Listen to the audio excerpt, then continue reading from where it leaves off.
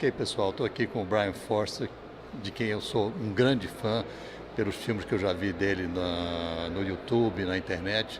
E ele é um guia de expedições aqui na América Latina e no Egito e todos os lugares que têm civilizações antigas e vestígios de pedras monumentais, de monumentos que ninguém explica a fabricação. Hello, Brien. Here we are. So how's it going, your experience here in Brazil? It's wonderful. This is my second trip to Brazil in 1 year, and I've already been welcomed back to this conference next year in Iguaçu Falls. And it's always for a presentation, or have you been with a group of people together? No, it's to come and give presentations. So why Brazil doesn't have the same vestigios? I mean, the same kind of construction that you can see in Bolivia and Peru. It's actually more in Peru, and part of it is because there's always been a very high population of people in the highlands of Peru, back long before Inca times, because it's a very fertile area, and there's always been agriculture for thousands upon thousands of years, very concentrated. And while that period, what happened to Brazil? They kept themselves savages.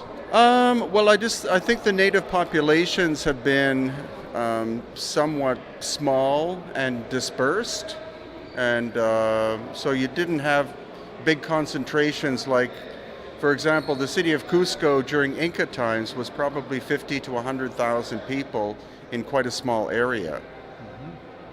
So why do you think there was this concentration of this high-tech civilization up in the Andes? That's a very good question. It's so difficult to breathe up there. It is. And of course we found great evidence that the Inca found an abandoned city. They didn't build Cusco from nothing. This is absolutely true. Yeah, there's so much megalithic work up there. Some of the work is more complex than what we can do today. So we're talking about a very highly evolved civilization of some kind. We don't know where they came from and what happened to them. And you think that the same civilization was spread out in the entire world, or just in that area in Peru and Bolivia? Well, the other major civilization area showing megalithic work is in Egypt, and then dispersed in small parts in places like Turkey and maybe the west coast of Italy, and India possibly, but the two big centers seem to have been Peru, a little bit of Bolivia, and then Egypt. What about Baalbek? I'd love to know Baalbek better.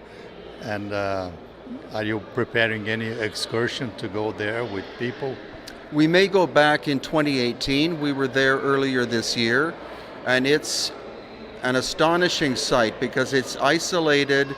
It's the only one of its kind, but there you see stones as large as 1,000 tons or more being moved.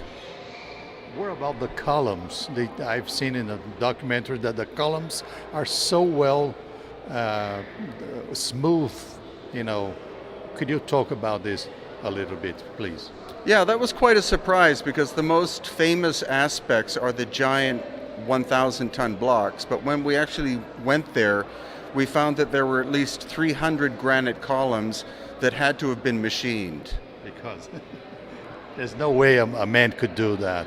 No, Civilization. No, they could not have been hand carved because they are perfectly smooth, like they were turned on a lathe. Okay. And is there any hints, any vestige, anything that could say this is the kind of people that built Baalbek, the base of Baalbek? No, the problem is that even no the trace of civilization or no, even the tour guide we had insisted that it was all done by the Romans, but the Romans had no capability of moving giant stones, and they didn't have machine tools, which would have been essential. Yeah. So, what's the next step? Where's the next frontier? Well, it's actually ongoing. There's so much in Egypt and Easter Island and Peru and Bolivia. We're hoping to go to India because we see megalithic high-tech machining work there, possibly in 2018. And of course, I'm still studying the elongated skulls of Peru and Bolivia, moving into medical and DNA analysis of them, because archaeologists don't know who these people were. And again, that's the problem we have, is the academics are very restrictive in terms of how they look at this stuff. They don't look at the possibility of an advanced or many advanced ancient civilizations living on the planet, or even the possibility of beings coming from another planet to do all of this work. Yes. You mentioned Easter Island. I read Toya Heyerdahl books, and he states that there were a conflict of two different races.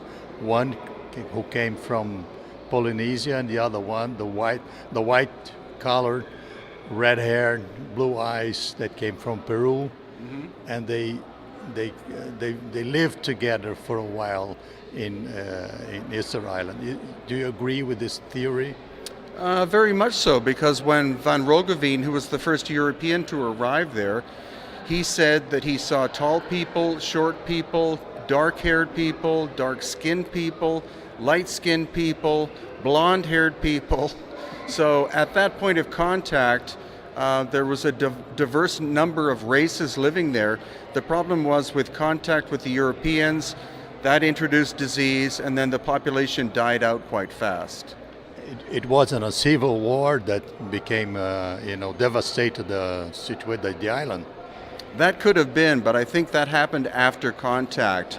Once disease started to destroy the people, then there could have been class warfare. But even the native people I met there said that before the Polynesians, there were other people who lived there who were responsible for building many of the very large figures. So the most recent theory about the Aquaco, is the name of the statues. What is the latest theory about that? Well, we had Robert Schock, who is a famous geologist, with us, and he believed, based on the weathering pattern of the stone, that some could be 12,000 plus years old. The Polynesians have only been there for 2,000 years. So clearly there was a much older culture that had the capability of shaping and moving monstrous blocks of stone prior to Polynesian times. Thank you very much. Estivemos aqui com Brien Foerster. Estivemos aqui com Brien Foerster no quinto encontro aqui em Foz do Iguaçu, organizado pelo GVR, revista UFO. Saudações a todos. Thank you, Brien. It was a pleasure to meet you. Thank you. Could you have a picture with you? Of course.